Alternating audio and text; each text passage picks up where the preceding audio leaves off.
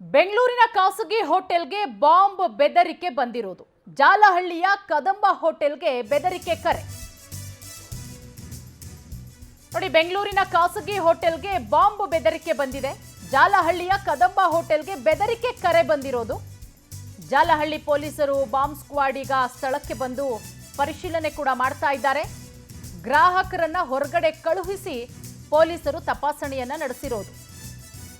ನೋಡಿ, Rameswaram cafe bomb blast ಪ್ರಕರಣ ಆದಮೇಲೆ ಬಹಳಷ್ಟು ಅಲರ್ಟ್ ಆಗಿದ್ದಾರೆ ಬೆಂಗಳೂರು ಪೊಲೀಸರು. ಯಾಕಂದರೆ ಇದೇ ರೀತಿ ಕರೆಗಳು ಬರ್ತಾನೆ ಇರುತ್ತೆ.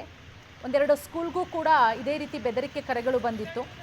ಅದಾದಮೇಲೆ ರಾಮೇಶ್ವರಂ ಬಾಂಬ್ ಬ್ಲಾಸ್ಟ್ ಪ್ರಕರಣ. ಈಗ ಜಾಲಹಳ್ಳಿಯಲ್ಲಿರುವಂತಹ ಕದಂಬ ಹೋಟೆಲು, ನೀವೀಗೇನು ಈ ಹೋಟೆಲನ್ನು ನೋಡ್ತಾ ಇದ್ದೀರಾ, ಇದೇ ಹೋಟೆಲ್ಗೆ ಬಾಂಬ್ ಬೆದರಿಕೆ ಕರೆ. ಇದಕ್ಕೆ ಸಂಬಂಧಪಟ್ಟಂತೆ ಈಗ ಪೊಲೀಸರು ಕೂಡ ಬಂದಿದ್ದಾರೆ. ಬಾಂಬ್ ಸ್ಕ್ವಾಡ್ ದಳದವರು ಕೂಡ ಬಂದು ಪರಿಶೀಲನೆ ಮಾಡ್ತಾ ಇದ್ದಾರೆ. ಹೋಟೆಲಲ್ಲಿ ಇದ್ದಂತಹ ಗ್ರಾಹಕರೆಲ್ಲರನ್ನ ಕೂಡ ಹೊರಗಡೆ ಕಳುಹಿಸಿ ಪರಿಶೀಲನೆ ಆಗ್ತಾ ಇದೆ. ಬೆಂಗಳೂರಿನ ಖಾಸಗಿ ಹೋಟೆಲ್ಗೆ ಬಂದಿರುವಂತಹ ಬಾಂಬ್ ಬೆದರಿಕೆ, ಇದು ಯಾರು ಕರೆ ಮಾಡಿದ್ದಾರೆ, ಎಲ್ಲಿಂದ ಬಂದಿದೆ, ಎಲ್ಲದರ ಬಗ್ಗೆನೂ ಕೂಡ ಈಗ ತನಿಖೆ ಆಗ್ತಾ ಇದೆ.